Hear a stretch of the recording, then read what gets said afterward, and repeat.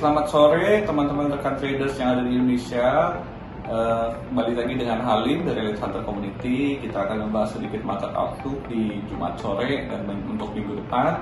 Bahwa kita tahu bahwa di Jumat sore di awal pekan Februari ini, tanggal 5 Februari kita akan ada data penting dari Amerika Serikat, yaitu non-farm payroll yang akan diumumkan nanti malam jam 20.30.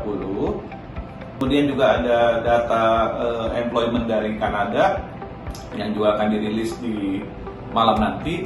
Dan selain itu juga kalau kemarin kita sudah lihat bahwa pengumuman suku bunga Inggris yang disepakati artinya dalam hal ini kondisinya tidak berubah, tetapi sekaligus menampik bahwa Bank Sentral Inggris ini akan menggunakan suku bunga ke arah negatif. Jadi artinya dengan suku bunga sekarang yang 0,1% sudah cukup, jadi tidak ada penurunan suku bunga lagi. Dan ini membuat mata uang pound sterling terhadap US dollar menguat kurang lebih 100 bit, bahkan hari ini sudah mencapai di high baru di sekitar 1.3707 untuk kembali men-challenge high tertingginya di 1.3750. Tetapi overall secara keseluruhan US dollar mengalami sedikit penguatan jika dibandingkan terhadap mata uang Eropa seperti Euro, kemudian mata uang Swiss ataupun juga mata uang New Zealand. Jadi kalau kita lihat mata uang ini tidak sejalan, artinya ada satu sisi di mana US dollar menguat, tapi ada sisi lain di mana US dollar melemah. Jadi balik lagi kalau kita bicara forex, tentu saja fundamental masing-masing negara itulah yang akan mempengaruhi. Jadi tidak berarti kalau US dollar menguat otomatis semua akan menguat terhadap yang lain. Tapi kita bisa melihat bahwa pergerakan beberapa hari terakhir ini itu menunjukkan bahwa pasar melihat bahwa fundamental manakah yang lebih baik yang bisa dijadikan sarana untuk invest jangka pendek. Nah, hal yang paling menarik di minggu ini adalah tentu saja kemerosotan komoditi emas yang turun di bawah 1.800 kemarin itu hingga mencapai 1.784.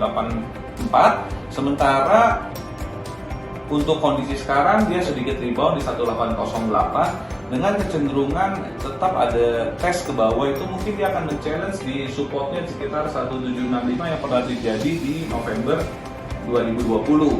Jadi kalau lihat arahnya memang sekarang ada recovery, tapi ada kemungkinan besar dia juga akan turun kembali untuk mengetes di 1765 ini sebelum mungkin dia rebound atau mungkin dia memecahkan ini untuk turun lebih lanjut. Tapi kalau di satu sisi, sementara di mata uang pound sterling dia justru trennya kebalikan, bahwa mata uang pound sterling ini justru kecenderungan arahnya malah naik karena fundamentalnya nilai lebih bagus dari Amerika Serikat dan chance untuk naik menembus 1.3750 cukup besar. Apalagi malam ini akan ada pengumuman data employment Amerika Serikat yang mungkin diperkirakan memang akan membaik, tapi saya tidak tahu apakah bisa mengangkat US dollar atau tidak di malam ini.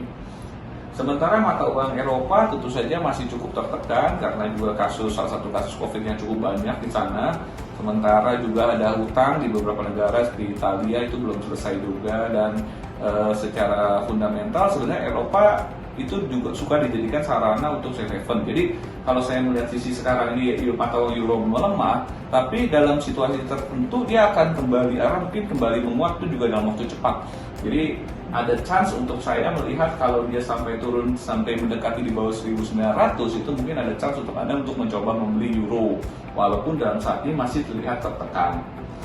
Nah, kemudian dari segi indeks saham kita lihat bahwa di minggu ini indeks saham teknologi Nasdaq ini sudah mendekati rekor tertinggi lagi, di mana indeks Nasdaq sudah mencapai 13.600. Jadi kalau kita bilang ini udah dekat all time high lagi. Sementara di indeks untuk yang 30 besarnya Dow Jones itu sudah mencapai level 31.000 atau mendekati level tertinggi sepanjang sejarahnya lagi. Yang sudah naik banyak tentu saja indeks yang 500 saham gabungan yaitu Standard & Poor's itu sudah memecahkan rekor baru dalam 2 tahun terakhir ini atau mendekati all time high gitu. Dan terakhir yang menarik juga adalah komoditi minyak. Komoditi minyak ini baru saja kembali naik mendekati level $57. Artinya ini yang tertinggi dalam sejak pandemi. Kita melihat bahwa berarti kalau komoditi minyak ini naik artinya ada supply yang mungkin terganggu, ya mungkin dari kebijakan dari organisasi penghasil minyak seperti OPEC bahwa memang ada pengurangan produksi, sehingga kita melihat bahwa harga minyak ini secara spekulatif naik di atas harga rata-rata sebelumnya.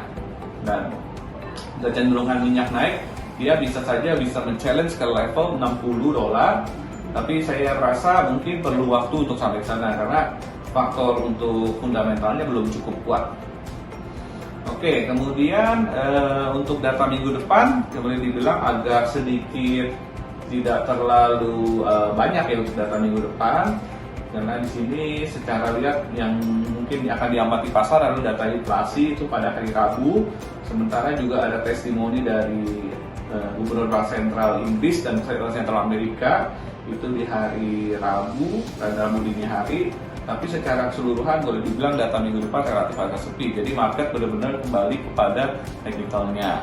Dan bagi teman-teman yang sedang menjalani masa PSBB saat ini saja, kita juga tetap harus fokus dan jaga kesehatan karena kasus COVID di Indonesia juga cukup tinggi dengan kisaran di atas 10.000 per harinya. Oke, teman-teman trader, selamat trading, tetap fokus dan tetap bersemangat dan jaga kesehatan Anda. Terima kasih.